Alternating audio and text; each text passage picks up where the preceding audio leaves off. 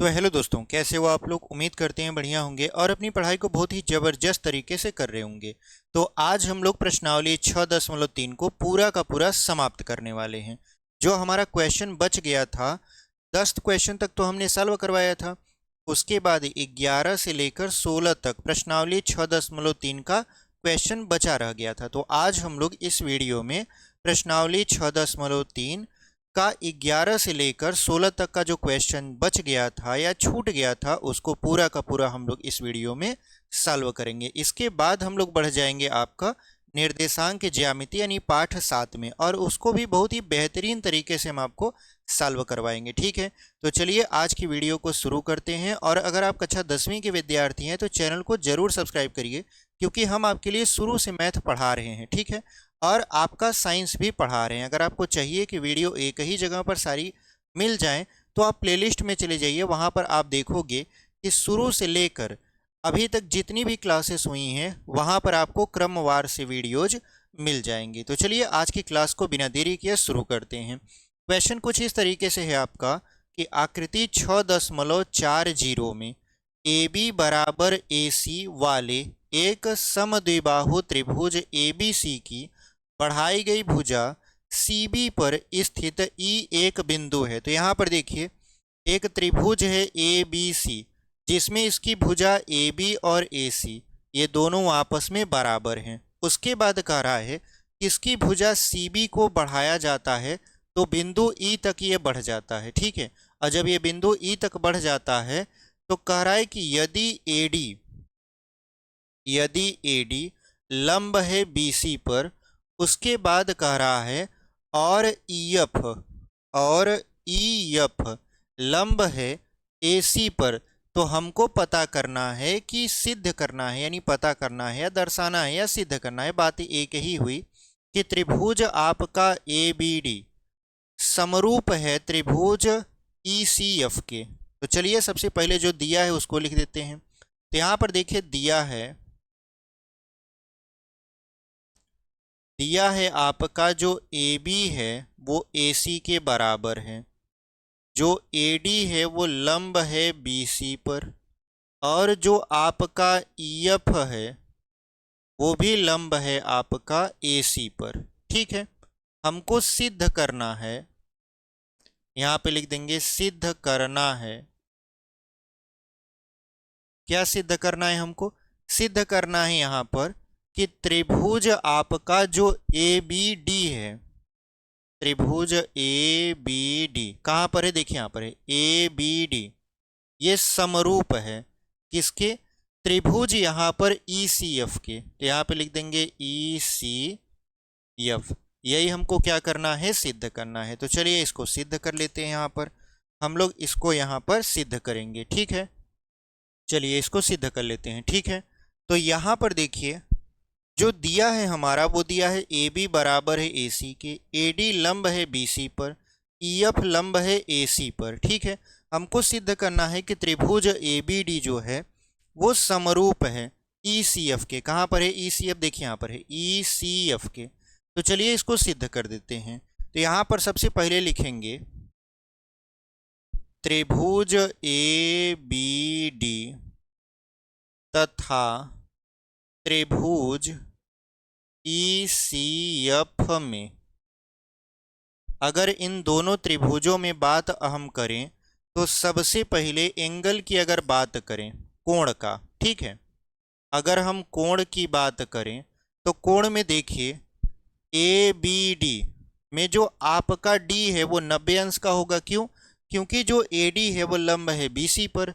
इसका मतलब ये है कि कोण आपका ए डी बी बराबर हो जाएगा किसके? ये हो जाएगा ई एफ सी के। क्यों ई एफ सी के बराबर होगा? ये भी 90 है, ये भी 90 है, तो ये दोनों आपस में क्या होंगे? बराबर होंगे। तो यहाँ पे लिख दीजिएगा ई एफ सी बराबर कितना? 90 अंश का। तो एक कोण बराबर हो गया। अगर हम बात करें दूसरे कोण की, तो जब आप ए बी डी पढ़ रहे हो तो आपको कोण बी दिख रहा है, और जब आप पढ़ रहे हो ई सी एफ तो कोण सी दिख रहा है। ये दोनों कोण आपस में क्या होंगे? बराबर होंगे। इसके पीछे कारण क्या है? कारण ये है कि बराबर भुजा के सम्मुख कोण बराबर होते हैं, यानी ए बी जो है वो ए सी के बराबर है, तो इनके आमने सामने के कोण बी और सी आपस में क्या होंगे, बराबर होंगे। तो अगर हम लिखना चाहें तो हम लिख सकते हैं कोण बी बराबर है कोण सी के। कारण आप दे सकते हो कि भुजा जो ए बी है वो ए सी के बराबर है, इस वजह से ये दोनों कोण आपस में बराबर हो गए। तो आप देखो इन दोनों त्रिभुज में दो कोण बराबर हैं, इसका मतलब ये है कि इसका तीसरा भी कोण बराबर होगा। जब तीसरा कोण बराबर होगा तो मतलब ये त्रिभुज आपस में क्या होंगे, समरूप होंगे, एंगल एंगल की कसौटी से। ठीक है, तो यहाँ पे लिखेंगे अतः त्रिभुज ए बी डी समरूप है त्रिभुज ई सी एफ के। किससे, एंगल एंगल से, यानी कोण कोण से ये क्या हो गया, आपका समरूप हो गया। तो उम्मीद करते हैं आपको ये समझ में आया होगा।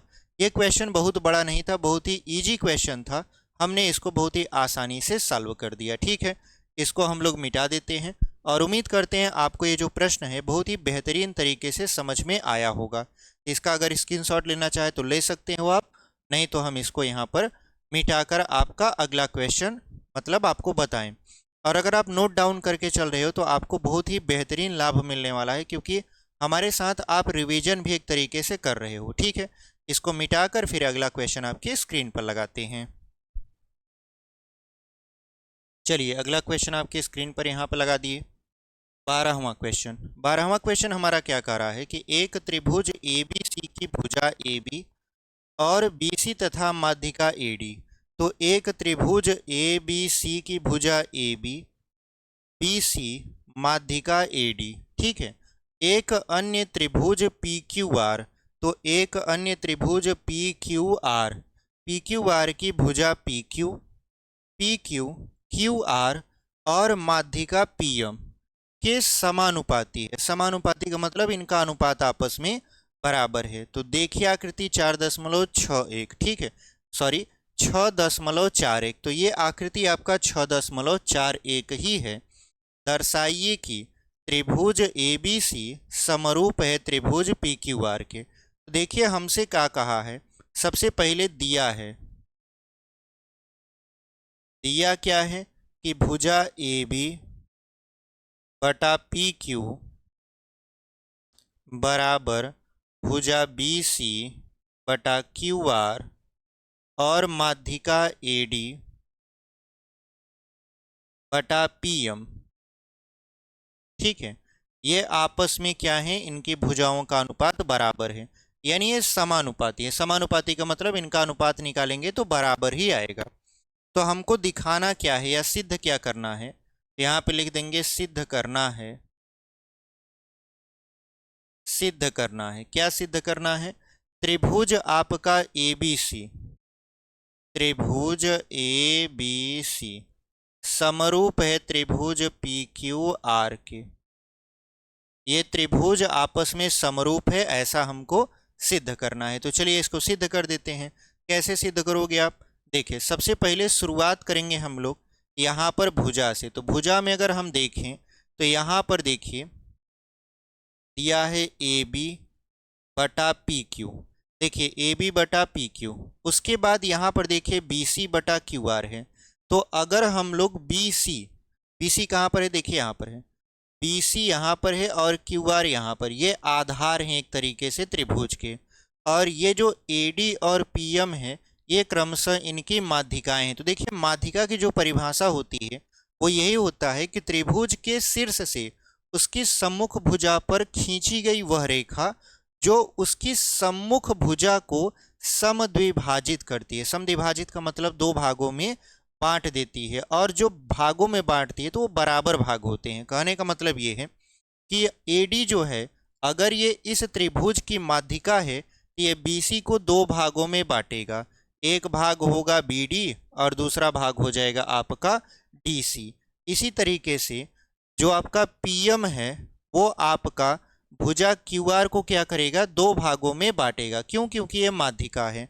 तो माध्यिका है तो जितना क्यू एम होगा उतना एम आर होगा। ठीक है, तो अगर हम यहाँ पर लिखना चाहें BC को, तो हम क्या लिख सकते हैं, हम ऐसे लिख सकते हैं यहाँ पर 1/2 BC, फिर बटे यहाँ पर लिख सकते हैं 1/2 QR बराबर ये आपका AD बटा PM, ये ऐसे लिख देंगे। ठीक है, ऐसा हमने क्यों लिखा 1/2, क्योंकि हमको यहाँ पर अगर हम 1/2 BC करते हैं, इसका मतलब ये है कि हम BC का आधा कर रहे हैं। तो BC का आधा कर रहे हैं तो BC का आधा हमारा क्या होगा, BD होगा और DC होगा। अब आपको जो मर्जी वो लिखिए, हम लोग अपने यूज के हिसाब से चाहे तो BD लिख सकते हैं और चाहे तो DC लिख सकते हैं। और यहाँ पर जो नीचे लिखे हैं 1/2 QR, तो इसका मतलब ये हुआ कि हमने QR का आधा कर दिया। आधा कर दिया तो आधा QM भी हो सकता है और MR भी हो सकता है। तो जो आपको ज़रूरत लगे आप उसी को लिख दीजिएगा। तो यहाँ पर देखिए, अगर हम देखें तो ये हो जाएगा AB बटा PQ बराबर, इसको अगर लिखें तो हम लोग लिख सकते हैं BD बटे क्या हो जाएगा यहाँ पर QM।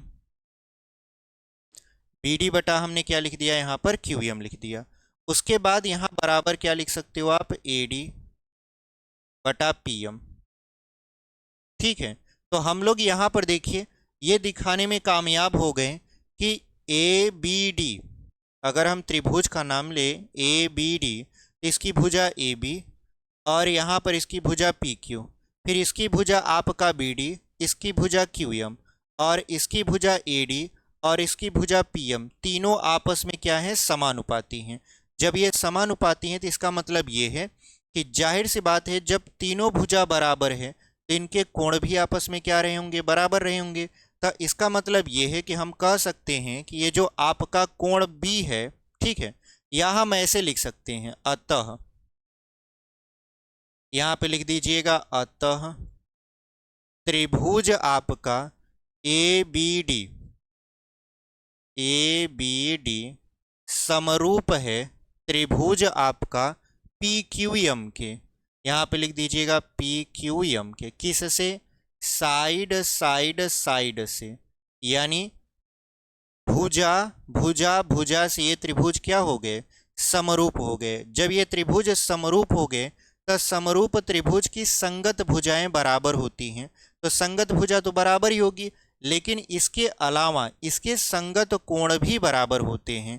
तो ये त्रिभुज, ये वाला त्रिभुज और ये वाला त्रिभुज समरूप हो गया, और जब ये समरूप हो गया तो इसके संगत कोण, कोण B और कोण Q आपस में बराबर होंगे। और जब ये कोण बराबर होंगे तो हम लोग अब चलेंगे कौन से त्रिभुज में, तो यहाँ पे लिख देंगे तब कोण B बराबर हो जाएगा कोण Q के। कारण आप लिख दोगे यहाँ पर, कारण यही है कि त्रिभुज आपका ABD सर्वांगसम है त्रिभुज PQM के, सर्वांगसम नहीं समरूप, और समरूप त्रिभुज के संगत कोण आपस में बराबर होते हैं। ये कोण B कोण Q के बराबर हो गया। अब हम लोगों को सिद्ध क्या करना है, देखिए यहाँ हमारा सवाल समाप्त नहीं हुआ है। यहाँ से तो हमने ये पता किया है कि ये वाला कोण और ये वाला कोण आपस में बराबर है। अब हमारा सवाल शुरू होता है। हमारा सवाल है त्रिभुज ABC समरूप है त्रिभुज PQR के। तो यहाँ पर अब हम लोग चलेंगे त्रिभुज ABC तथा त्रिभुज PQR में। अब हम लोग यहाँ से सवाल में अपने इंटर कर रहे हैं। तो यहाँ से अगर हम एंगल की बात करें, एंगल की, तो एंगल की बात करेंगे तो एंगल आपका कोण B जो है वो कोण Q के बराबर है, क्योंकि हमने यहाँ पर पहले सिद्ध किया है कि कोण B जो है कोण Q के बराबर है। उसके बाद अगर हम साइड की बात करें, साइड की, तो साइड में देखिए AB बटा PQ, AB बटा PQ, यानी इस कोण की संगत भुजा AB बटा PQ बराबर हो जाएगा यहाँ पर BC बटा QR के, BC बटा QR के, यानी संगत भुजाओं का अनुपात आपस में बराबर होगा। तो यहाँ पर BC बटा क्या कर देंगे हम लोग, QR। ठीक है, यानी ये भुजाओं का अनुपात आपस में बराबर है। इसको नहीं लेंगे, क्यों नहीं लेंगे, क्योंकि इसकी ज़रूरत नहीं है, जब ज़रूरत पड़ती तो ले लेते। ठीक है, तो इसका मतलब ये है कि इसका एंगल भी बराबर है और साइड भी आपस में बराबर है, तो ये त्रिभुज आपस में क्या होगा, समरूप होगा। तो लिख देंगे अतः त्रिभुज ए बी सी समरूप है त्रिभुज पी क्यू आर के, किससे, साइड एंगल साइड से, यानी भुजा कोण भुजा से ये हमारा क्या हो गया, समरूप हो गया। ठीक है, तो उम्मीद करते हैं आपको ये चीज़ें समझ में आई होंगी। तो सबसे पहले तो हमने इसमें ये किया कि इस कोण और इस कोण को बराबर दिखाया। जब बराबर दिखा दिए तो भुजाओं का अनुपात और कोणों का अनुपात बराबर दिखाने के बाद हमने कहा ये त्रिभुज आपका समरूप है। तो उम्मीद करते हैं आप बहुत ही बेहतरीन तरीके से ये सवाल समझे होंगे। आपको एकदम बेसिक से समझा रहे हैं, ठीक है, कोई भी यहाँ पर ट्रिक नहीं लगाएंगे, क्योंकि बोर्ड पेपर में ट्रिक चलता ही नहीं है। बोर्ड पेपर में आप जितना विस्तार से लिखोगे उतना अच्छा एग्जामिनर आपको नंबर देगा। ठीक है, ट्रिक चलता है कंपटीशन वाले एग्जाम में। अगर आप कंपटीशन वाले एग्जाम की तैयारी करोगे तो हम वहाँ पर भी पढ़ाते हैं, क्योंकि मेरा दूसरा भी चैनल है कंसेप्ट विद अर्जुन के नाम से, जहाँ पर हम कंपटीटिव एग्जाम की तैयारी करने वाले बच्चों को मैथ पढ़ाते हैं। ठीक है, आप देखना चाहोगे तो वहाँ पर जाकर देख सकते हो। फिलहाल हम लोग 10वीं के बच्चों को अभी इस चैनल पर पढ़ा रहे हैं, तो यहाँ पर उस पर फोकस करते हैं। तो ये हमारा क्या हो गया, यहाँ पर सॉल्व हो गया। उम्मीद करते हैं आपको समझ में आया होगा। ठीक है, चलिए इसको हम लोग इरेज कर देंगे और अगले क्वेश्चन की तरफ बढ़ेंगे। तो हमारा जो अगला प्रश्न है उसको हम लोग देख लेते हैं, इसको मिटा देंगे। चलिए यहाँ पर हम लोग क्या करते हैं, 13वां क्वेश्चन आपकी स्क्रीन पर लगा देते हैं। 13वां क्वेश्चन देख लीजिए। 13वां प्रश्न हमसे क्या कह रहा है, कह रहा है कि एक त्रिभुज ए बी सी की भुजा बी सी पर एक बिंदु डी इस प्रकार स्थित है कि कोण ए डी सी बराबर है कोण बी ए सी के, तो दर्शाइए कि सी ए का स्क्वायर बराबर C B into C D. तो यहाँ पर अगर आप ध्यान से देखो तो सबसे पहले आपको एक त्रिभुज बनाना है और इस त्रिभुज का नाम देना है त्रिभुज ए बी सी। इसका नाम ए, इसका नाम बी और इसका नाम सी। आपने एक त्रिभुज बना दिया, उसका नाम भी दे दिया। ठीक है, कह रहा है कि इसकी भुजा बी डी पर एक बिंदु डी है, तो यहाँ पर इसकी भुजा बी सी पर, तो बी सी पर मान लेते हैं एक बिंदु डी यहाँ पर है। ठीक है, डी इस प्रकार है कि कोण ए डी सी, कोण ए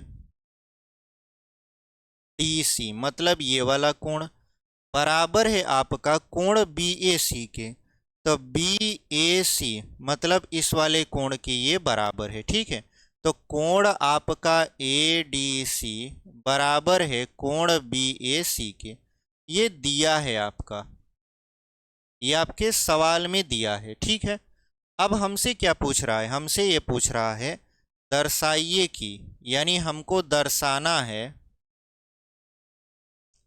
दर्शाना क्या है आपका, दर्शाना है सी ए का स्क्वायर बराबर, यहाँ पर हो जाएगा C B into C D. ठीक है, तो यहाँ पर C B into C D ये बोर्ड पेपर में पूछ सकता है, इंपॉर्टेंट वाली श्रेणी में लिख लीजिएगा, आईएमपी यानी इंपॉर्टेंट वाली श्रेणी में हो सकता है इस बार ये पूछ ले, क्योंकि अक्सर जब क्वेश्चन उठाता है इस चैप्टर से तो 6 नंबर में डायरेक्ट क्वेश्चन पूछता है, और 6 नंबर मतलब आप समझते हो 1%। कहीं अगर आपका 89 कुछ पॉइंट रह गया तो आपके मन में बहुत ज़्यादा मतलब थोड़ा सा दुख होगा, क्योंकि आप 90 क्रॉस नहीं कर पाए, है कि नहीं है। लेकिन अगर आप अपनी तैयारी को एकदम मजबूती से आगे करते चले जाओगे तो आपका सवाल इजी हो जाएगा। तो यहाँ पर इसको इम्पॉर्टेंट वाली श्रेणी में हमने डलवा दिया है। क्यों, क्योंकि हो सकता है कि इस साल बोर्ड पेपर में पूछे, और ये सारे क्वेश्चन 6-6 नंबर के हैं। जितने भी प्रश्न अभी लग रहे हैं लास्ट के, ये सभी 6 नंबर में आते हैं। डायरेक्ट आपका 1% यहाँ पर बनाएंगे, तो आप इसमें थोड़ा सा भी रिस्क मत लीजिएगा। जितनी सारी चीज़ें टिक लगवाते जा रहे हैं आप, हालांकि उसको इम्पॉर्टेंट वाली श्रेणी में डाल दीजिएगा और उसको बार बार रिवीजन करिएगा। ठीक है, चलिए यहाँ पर अब हम लोग क्या करेंगे, इसको सिद्ध करेंगे। तो इसमें बहुत ज़्यादा कुछ है नहीं, लेकिन फिर भी आप जब 6 नंबर का क्वेश्चन पूछेगा तो कुछ ना कुछ तो यहाँ पर डिटेल देगा ही। तो चलिए इसको देख लेते हैं क्या कह रहा है ये। देखिए, अगर हम बात करें त्रिभुज ए डी सी का, कौन सा बात करें, त्रिभुज ए डी सी, तथा त्रिभुज BAC, क्योंकि ये दोनों कोण यहीं से बने हैं, तो यहाँ पर त्रिभुज BAC में अगर हम बात करें एंगल की, तो यहाँ पर अगर हम एंगल को देखें तो एंगल एक दिया है, कौन सा, ADC बराबर है, देखिए ADC बराबर है किसके, BAC के, तो ये BAC के बराबर हो जाएगा। तो लिख देते हैं जो आपकी किताब में दिया है, इसको लिख देंगे दिया है, ठीक है, ये आपका दिया है। दूसरा अगर हम बात करें एंगल का, तो देखिए जब आप BAC पढ़ रहे हो तो कोण C आपको मिल रहा है यहाँ पर, और जब आप ADC पढ़ रहे हो तो कोण C आपको मिल रहा है। इसका मतलब ये है कि जो कोण C है वो दोनों में ही कॉमन है, कॉमन मतलब उभयनिष्ठ है, तो कोण C बराबर हम लिख सकते हैं कोण C। क्यों लिख सकते हैं, क्योंकि ये उभयनिष्ठ कोण है, तो यहाँ पे लिख दीजिएगा उभयनिष्ठ कोण, यानी जो कोण दोनों में होते हैं उसको हम लोग उभयनिष्ठ कोण बोल देते हैं। इतनी बात समझ में आई। इसका मतलब ये दोनों त्रिभुज आपस में समरूप होंगे एंगल एंगल से, तो लिख दीजिए अतः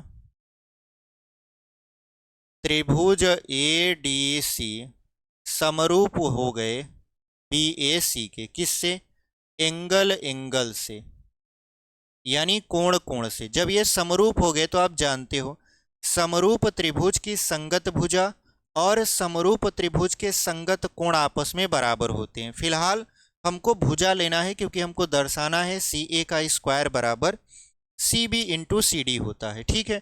तो हमको क्या करना है, हमको दिखाना ये है कि ये दोनों त्रिभुज आपस में जब समरूप हो गए तो इनकी संगत भुजाओं का अनुपात आपस में बराबर होगा। तो अगर हम देखें तो यहाँ पर भुजा लेते हैं, भुजा कौन सा लेंगे, देखिए सबसे पहले CA लेंगे, तो CA लिख दीजिए, CA बटा क्या हो जाएगा यहाँ पर CB हो जाएगा। जैसे ये कोण C है तो इसकी संगत भुजा क्या है CA और यहाँ CB, तो CA बटा क्या हो जाएगा CB, फिर बराबर। अब यहाँ पर अगर हम देखें तो कोण C को देखें तो कोण C में यहाँ पर देखिए एक भुजा है CA और एक भुजा है CD, तो हम लोग यहाँ पर लेंगे CD बटा CA ऐसे, ठीक है। तो यानी ये जो कोण C है इसकी संगत भुजा हमने दो बार काउंट किया, कैसे, एक जब बड़ा त्रिभुज BAC देखा तो इसमें C का जो संगत भुजा है वो है CA और CB, ठीक है। फिर हमने त्रिभुज ADC में कोण C को देखा तो इसकी भुजा है CA बटा CD, तो वही हमने यहाँ पे लिख दिया CA बटा CB, मतलब बड़ी भुजाओं का अनुपात बराबर छोटी भुजाओं का अनुपात। तो यहाँ पर अब हम तिर्यक गुणा कराएंगे, तो CA का CA में गुणा होगा तो ये हो जाएगा CA का स्क्वायर, तो CA का स्क्वायर बराबर यहाँ पर क्या लिखोगे आप CB इंटू CD, और यही आपको दर्शाना था और आपने दर्शा दिया यानी सिद्ध हो गया। तो आप लिख सकते हो यहाँ पर इति सिद्धम, यानी सिद्ध हो गया आपका, ठीक है। इस तरीके से आपने इसको सिद्ध कर दिया। तो इस सवाल में बहुत ज़्यादा कुछ नहीं था, बट बहुत ज़्यादा भी आपका सरल नहीं है, बस आपको ध्यान देना है कि यहाँ पर कैसे हम समरूप दिखाकर और इसको सिद्ध कर दे रहे हैं, नहीं तो आप भुजा ही ढूंढते रह जाओगे, भुजा मिलबे नहीं करेगी, ठीक है। बहुत सारे लोग यहाँ पर देख कर कन्फ्यूज हो जाते हैं, बट आपको नहीं होना, क्योंकि हम आपको एकदम बेसिक से समझा रहे हैं। सोचिए इससे बेसिक कुछ हो ही नहीं सकता, ठीक है। इतना बेसिक से आपको पढ़ा रहे हैं, वो भी फ्री में एकदम, कुछ भी यहाँ पर आपको पैसे देने की ज़रूरत नहीं है। यूट्यूब पर फ्री क्लासेस आप देख सकते हो या देख भी रहे हो यहाँ पर। तो चलिए इसको हम लोग मिटा देते हैं, बढ़ते हैं अपने अगले वाले प्रश्न में, ठीक है। अगर आप इसका स्क्रीनशॉट लेना चाहो तो ले सकते हो यहाँ पर, ठीक है। चलिए हम लोग इसको मिटा देते हैं, अगला क्वेश्चन आपके स्क्रीन पर यहाँ पर लगाएंगे। चलिए अगला क्वेश्चन देख लीजिए, 14वां प्रश्न, ठीक है। 13वां तो हमने आपको बता दिया, ठीक है। 13वां यहाँ पर हो गया ना, 13वां ही बता रहे थे, हाँ 13वां हो गया। 14वां क्वेश्चन देख लेते हैं। देखिए अगला जो हमारा प्रश्न है वो करा है कि एक त्रिभुज ABC की भुजाएं AB और AC तथा माध्यिका AD एक अन्य त्रिभुज की भुजा PQ और PR तथा माध्यिका PM के क्रमशः समानुपाती है। दर्शाइए कि त्रिभुज ABC समरूप है त्रिभुज PQR के। अगर आपने क्वेश्चन नंबर 12वां पढ़ा है तो सेम टू सेम टिट्टो एकदम कॉपी है क्वेश्चन नंबर 14वां। ठीक है, हम लोग जब पढ़ाते हैं, जैसे विद्यालय में पढ़ाते हैं, तो वहाँ पर क्या होता है कि जब 12वां क्वेश्चन बता रहे होते हैं तो पहले से ही वहाँ पर नोट कर देते हैं 12वां प्लस क्वेश्चन नंबर 14वां, क्योंकि दोनों एकदम same to same photo copy हैं। थोड़ा सा परिवर्तन आपको देखने को मिलेगा, मतलब सब कुछ वही है। तो यहाँ पर चलिए हम लोग क्या करते हैं, दो त्रिभुज बनाते हैं। तो यहाँ पर देखिए त्रिभुज आपका एक है आपका ए बी सी और एक है आपका पी क्यू आर। यहाँ पर पी क्यू और आर। ठीक है, अब यहाँ पर इसका जो माध्यिका है वो है आपका ए डी और इसकी जो माध्यिका है वो है आपका पी एम। ठीक है, अब हमसे कह रहा है कि दर्शाइए कि, क्या दर्शाना है, दर्शाना ये है आपको कि त्रिभुज, यहाँ पर लिख देंगे दर्शाना है, क्या दर्शाना है आपको, त्रिभुज ए बी सी समरूप है त्रिभुज पी क्यू आर के। ये आपको क्या करना है, दर्शाना है। जबकि यहाँ पर दिया है कि इनकी जो भुजा है पी क्यू पी आर और माध्यिका पी एम के क्रमशः समानुपाती, यानी त्रिभुज ए बी सी की भुजा ए बी, उसके बाद यहाँ पर ए सी। अब देखिए क्वेश्चन नंबर 12वां में ए बी बी सी दिया था, जबकि यहाँ पर क्या दिया है, भुजा ए बी, भुजा ए सी और माध्यिका ए डी। यहाँ पर भुजा पी क्यू, भुजा पी आर और माध्यिका पी एम के समानुपाती है। तो चलिए इसको समानुपाती दिखा देते हैं। यहाँ पर लिखेंगे दिया है, दिया है, क्या दिया है आपका, ए बी बटा पी क्यू बराबर यहाँ पर ए सी बटा पी आर, फिर बराबर, अब माध्यिका लिखेंगे ए डी बटा पी एम। ये दिया है आपका। ठीक है, ये आपके सवाल में दिया है। तो हमको क्या सिद्ध करना है, हमको सिद्ध करना है या दर्शाना है त्रिभुज ए बी सी जो है वो समरूप है त्रिभुज पी क्यू आर के। तो यहाँ पर हम लोग क्या करेंगे, यहाँ पर दिखाएंगे हम लोग यहाँ पर कि देखिए ए बी बटा, देखिए ए बी बटा पी क्यू बराबर है आपका ए सी बटा यहाँ पर पी आर। ठीक है, अब जब ए सी बटा पी आर हो गया तो यहाँ पर क्या करना है, लिखना है ए डी और जो पी एम है, अब इनका क्या करना है, तो इनका कुछ नहीं करना है। आप देखोगे कि जो ए डी है वो क्या करेगा, ये भुजा आपका बी सी को समद्विभाजित करेगा और जो आपका पी एम है ये भुजा क्यू आर को क्या करेगा, समद्विभाजित करेगा। तो यहाँ पर ए बी बटा पी क्यू बराबर है ए सी बटा पी आर के। तो ए बी बटा पी क्यू, ए बी बटा यहाँ पर पी क्यू और ए सी बटा है क्यू आर की, यानी भुजाओं का अनुपात आपस में क्या है, बराबर है। ठीक है, तो जब ये भुजाओं का अनुपात बराबर है तो आप देखो कि इसके संगत कोण भी आपस में क्या होंगे, बराबर होंगे। क्यों, क्योंकि प्रमेय यही कहता है कि दो त्रिभुजों में अगर उनकी संगत भुजाओं का अनुपात बराबर होता है तो उनके संगत कोण भी बराबर होते हैं और इसीलिए त्रिभुज आपस में समरूप होते हैं। ये प्रमेय नंबर 6.3 या 6.4 है। ठीक है, तो यहाँ पर हम लोग उसी प्रमेय का यूज करेंगे। तो यहाँ पर अगर हम देखें तो हम लोग क्या लिख सकते हैं, हम लोग यहाँ पर ये लिख सकते हैं, अच्छा अगर हम यहाँ पर चाहें तो एक चीज़ और दिखा सकते हैं, हम इसको ए सी और ये जो आपका पी आर है इसको रहने देते हैं। हम लोग क्या करते हैं, ए बी बटा पी क्यू पकड़ते हैं और ए डी बटा पी एम पकड़ते हैं। ठीक है, तो यहाँ पर ए डी बटा पी एम पकड़ते हैं। ठीक है, या अगर आपको लिखना है वही भुजा तो वही भुजा लिख देते हैं, सबसे सरल वही तरीका है। ठीक है, इस तरीके को लगाएंगे तो हो सकता है कुछ लोगों को समझ में आए या ना आए, बट जो तरीका यहाँ पर हम लगा रहे हैं वो आपको आसानी से समझ में आएगा। तो हम लोग इसको ऐसे ही रहने देते हैं। देखिए ये भुजाओं का अनुपात बराबर ही आपकी किताब में ही दिया है, तो हम लोग कह सकते हैं कि अतः तब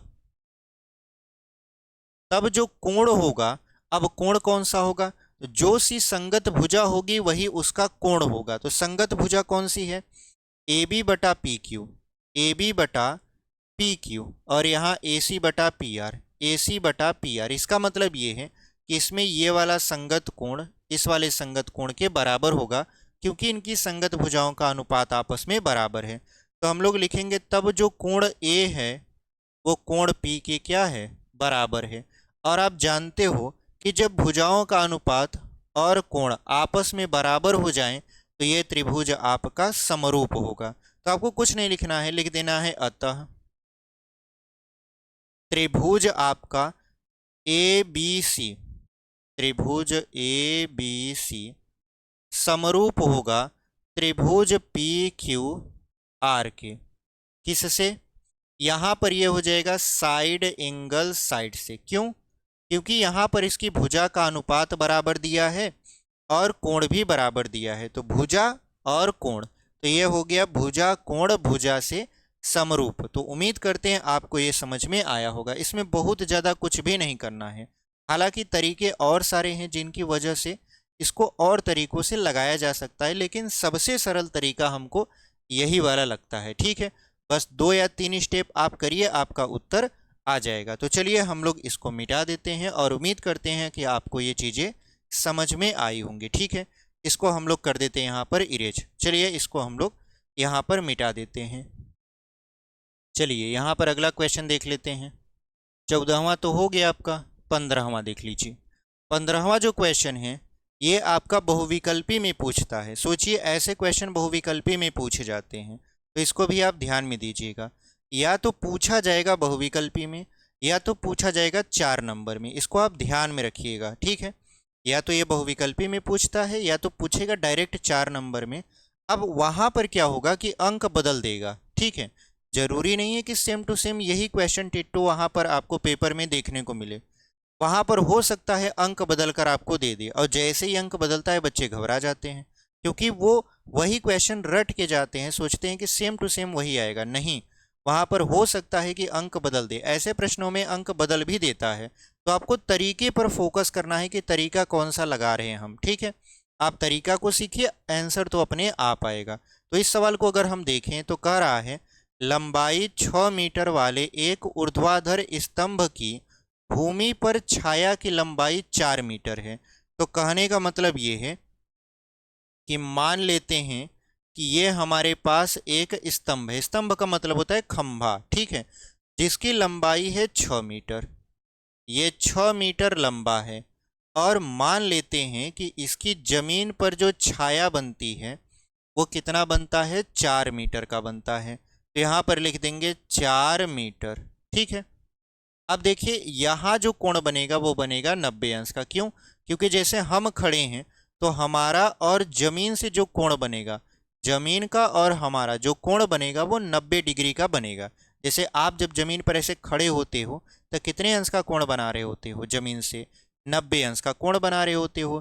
तो ऐसे ये खंभा जो है ऐसे जमीन पर खड़ा है तो कितने अंश का कोण बनाएगा, 90 अंश का। ठीक है, अब चलिए कहानी में आगे बढ़ते हैं। कहानी आगे बढ़ती है, मतलब सवाल आगे बढ़ता है। कह रहा है कि जबकि उसी समय एक मीनार की छाया की लंबाई 28 मीटर है।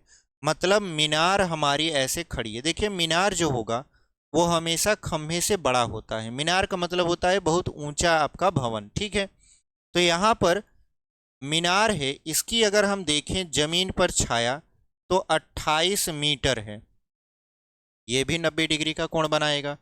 अब यहाँ पर कह रहा है कि इस मीनार की ऊंचाई बता दीजिए आप। ये आपका मीनार है। ठीक है, अगर हम लिखना भी चाहें तो इसे लिख सकते हैं, ये मीनार है, ये आपका स्तंभ है, स्तंभ है। ठीक है, तो ये आपका स्तंभ है और ये मीनार है। तो देखिए जब बात कह रहा है कि उसी समय का, तो उसी समय का मतलब ये होता है कि मान लेते हैं कि सूरज जो देवता हैं आपके इधर ही रहे होंगे और ऐसे इनकी रोशनी पड़ रही है, तब जाकर क्या हो रहा है, यहाँ पर परछाई बन रही है। तो परछाई बन रही है तो इसका मतलब ये है, अगर हम इसको ऐसे मिला दें तो एक त्रिभुज बनेगा। इसका नाम अगर रख दें ए बी सी और इसका नाम रख दें पी क्यू और आर, तो जो कोण यहाँ बनेगा उसी समय वो कोण यहाँ पर भी बनेगा। क्यों? क्योंकि जो सूरज है वो उसी समय पर इस मीनार पर भी पड़ेगा उसका किरण, और इस स्तंभ पर भी पड़ेगा, तो जो कोण यहाँ पर बनेगा वही कोण यहाँ पर भी बनेगा। इसका मतलब ये है कि ये दोनों त्रिभुज कहीं ना कहीं समरूप होंगे। कैसे? अगर हम बात करें त्रिभुज ए बी सी तथा त्रिभुज पी क्यू आर में, अगर हम इन दोनों त्रिभुजों में बात करें तो सबसे पहले अगर हम एंगल की बात करें तो यहाँ पर कोण ए बी सी बराबर होगा कोण पी क्यू आर के, और ये कितने अंश के बराबर होगा? 90 के। क्यों 90 के? ये भी 90 है और ये भी आपका 90 है, ठीक है। उसके बाद फिर से अगर हम कोण की बात करें तो यहाँ पर ये हो जाएगा आपका कितना? ए सी बी, कोण ए सी बी बराबर हो जाएगा कोण पी क्यू आर के या पी आर क्यू के। तो यहाँ पर पी आर क्यू के मतलब ये वाला कोण और ये वाला कोण आपस में बराबर होगा, ठीक है। जब ये कोण आपस में बराबर होंगे तो इसका मतलब ये है कि यहाँ पर ये त्रिभुज समरूप होगा। अब आप कहोगे सर ये कोण बराबर कैसे होंगे? देखिए, सूर्य जब एक तरफ होता है और उसी समय आप और आपका मित्र खड़ा रहे तो जितना परछाई उसका बनेगा उतना ही परछाई आपका भी बनेगा। तो कोण अगर आप नापोगे तो जितना कोण यहाँ बनेगा उतना कोण यहाँ पर भी बनेगा, ठीक है।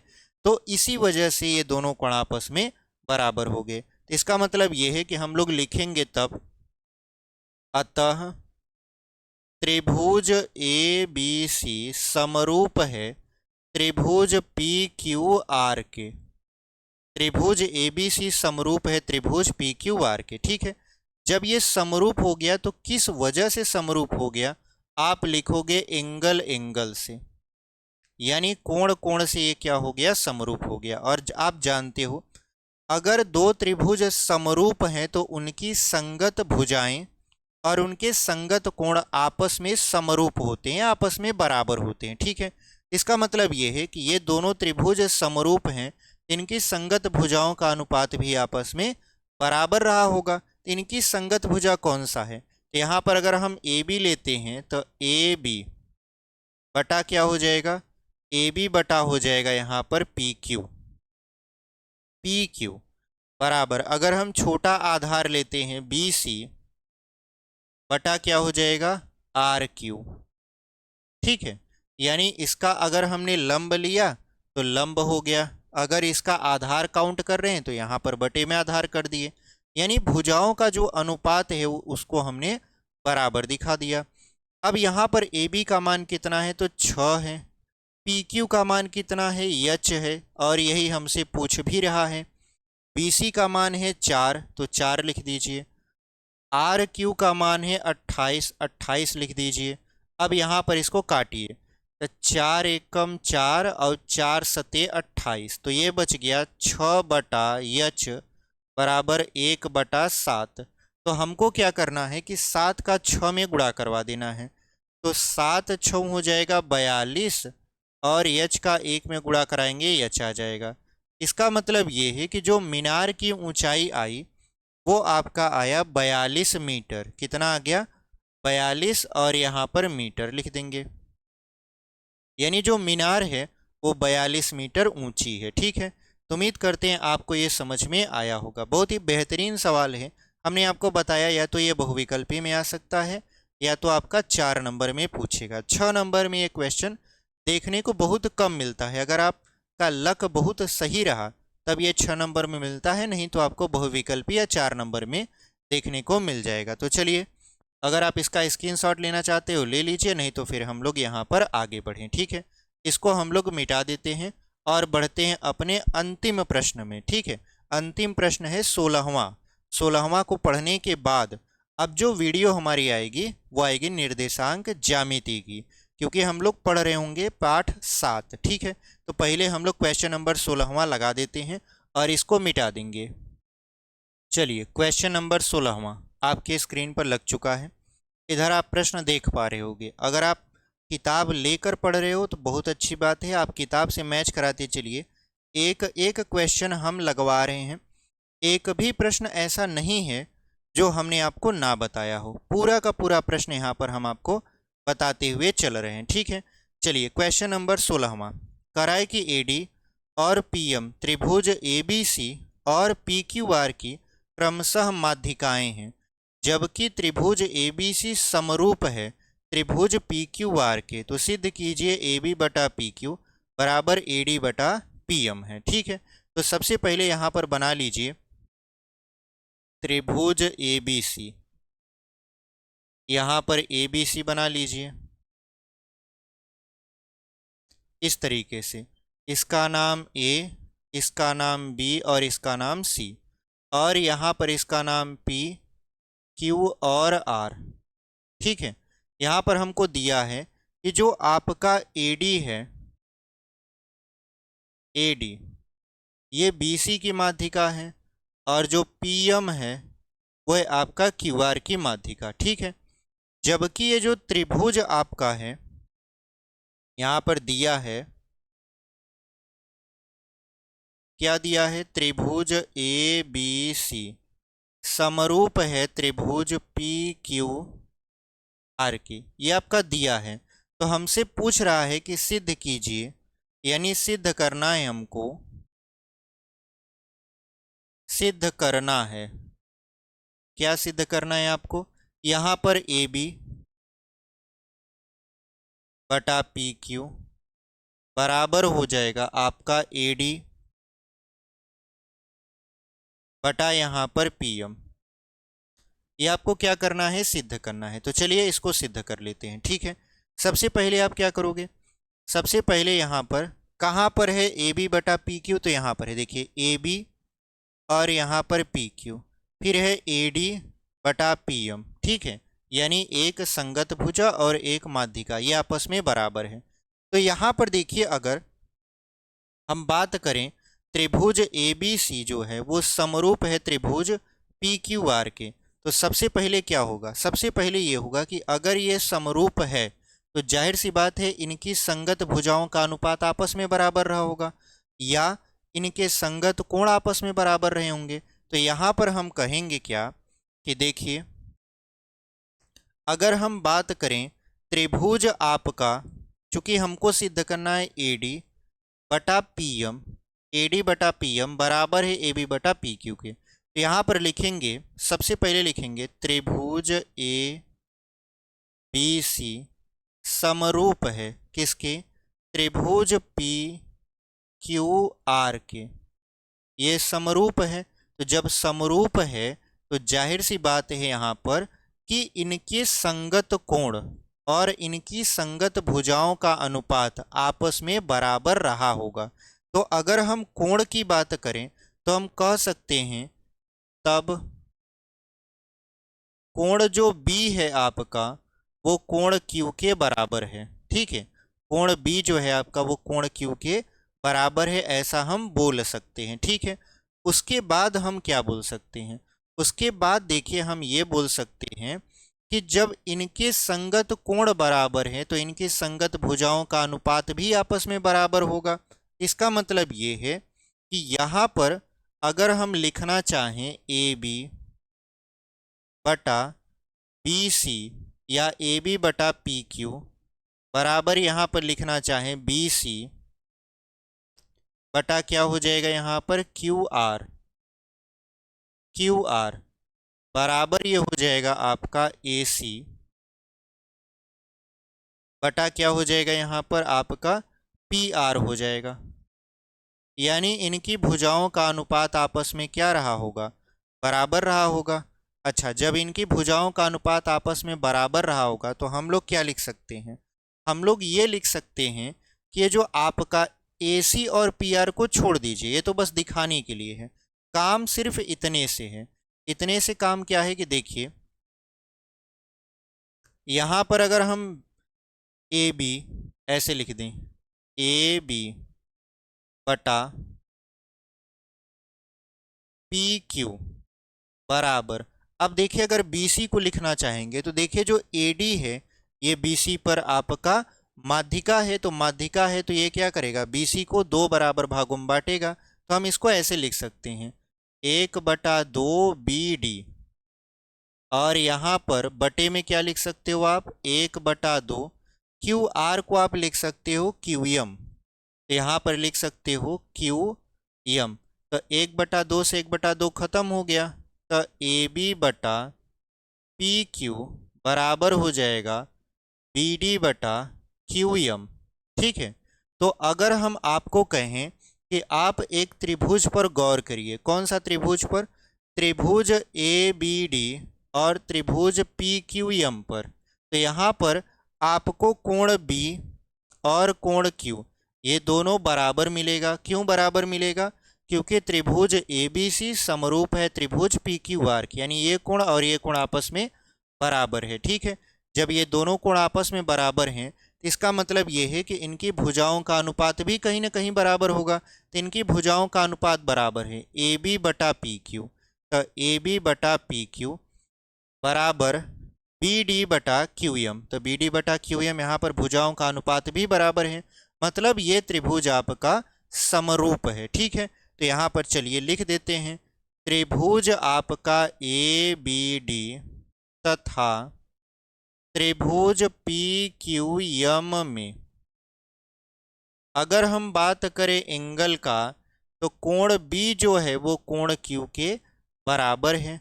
उसके बाद अगर हम साइड की बात करेंगे, तो साइड में जो आपका AB/PQ है ये बराबर हो जाएगा BD/QM के। जब ये बराबर हो गया तो ये दोनों त्रिभुज आपस में समरूप होंगे, तो लिख दीजिए, अतः त्रिभुज ABD समरूप है त्रिभुज PQM के, किससे, साइड एंगल साइड से। आप ऐसे दिखा सकते हो। ठीक है, जब आपने इतना कर लिया तो आप ये भी बता दीजिए कि जब ये दोनों त्रिभुज समरूप हो गए तो समरूप त्रिभुज की जो संगत भुजाओं का अनुपात होता है वो आपस में बराबर होता है। तो इसका मतलब ये है कि तब हम कह सकते हैं, लिख दीजिएगा, अतः अतः अब जो सिद्ध करना है उसको डायरेक्ट लिखिए, अतः AB/PQ बराबर होगा AD/PM के। ऐसा क्यों हुआ, क्योंकि आप जानते हो समरूप त्रिभुज की भुजाओं का अनुपात आपस में बराबर होता है। कारण आप लिख सकते हो यहाँ पर कि त्रिभुज आपका ADB या ABD समरूप है त्रिभुज PQM के। इसी वजह से ये क्या हो गया, आपका यहाँ पर भुजाओं का अनुपात बराबर हो गया। अगर आपको यहाँ नहीं दिख रहा है बढ़िया से, तो हम इसको मिटाकर अच्छे से लिख देते हैं। यहाँ पर अगर जगह है तो हम यहाँ पे लिख देते हैं, अतः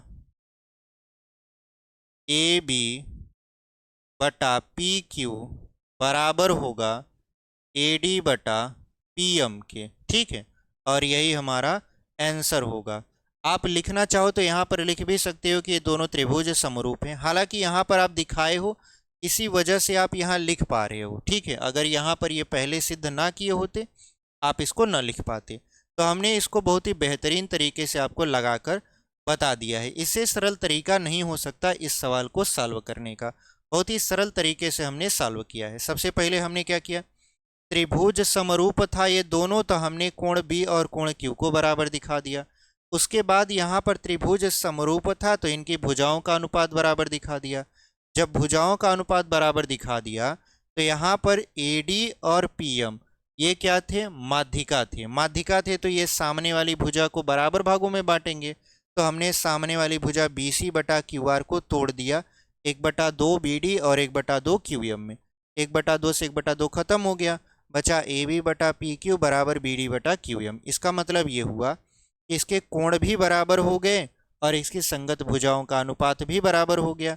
जब भुजाओं का अनुपात बराबर हो गया तो इसका मतलब ये रहा कि ये आपका त्रिभुज ABD समरूप हो गया त्रिभुज PQM के। किससे हुआ, साइड एंगल साइड से। जब ये साइड एंगल साइड से समरूप हो गया तो इसका मतलब ये है कि इनकी भुजाओं का अनुपात भी आपस में क्या होगा, बराबर होगा। तो हमने लिखा AB/PQ बराबर AD/PM। ठीक है, तो उम्मीद करते हैं आपको ये जो 16 प्रश्न हम सॉल्व करवाए हैं बहुत ही बेहतरीन तरीके से समझ में आया होगा। इस वीडियो में तो हमने क्वेश्चन नंबर 11 से लेकर 16 तक क्वेश्चन सॉल्व किया है, मतलब 6 प्रश्न, ठीक है। इससे पहले वाली वीडियो में हमने क्वेश्चन नंबर 2 से लेकर 10 तक सॉल्व किया था। तो उम्मीद करते हैं हमारी ये वीडियो आपको पसंद आई होगी। जो भी क्वेश्चन हम लगवाए हैं आपको बहुत ही अच्छे तरीके से समझ में आया होगा, ठीक है। अगर आपको प्रश्न ऐसे ही समझ में आ रहे हैं, आप हमारे साथ जुड़कर पढ़ रहे हैं, पहले से चैनल को सब्सक्राइब किए हैं तो वीडियो को लाइक कर दीजिए और अपने दोस्तों तक भी इसे शेयर कर दीजिए। और पहली बार ये चैनल देख रहे हो, आप इस चैनल पर पहली बार आए हो, तो चैनल को ज़रूर सब्सक्राइब करिएगा, क्योंकि हम आपके लिए ऐसे ही लगातार वीडियो लेकर आते रहते हैं। तो मिलते हैं आपसे एक अगले वीडियो में, तब तक के लिए धन्यवाद। ऐसे ही पढ़ाई करते रहिए और आगे बढ़ते रहिए।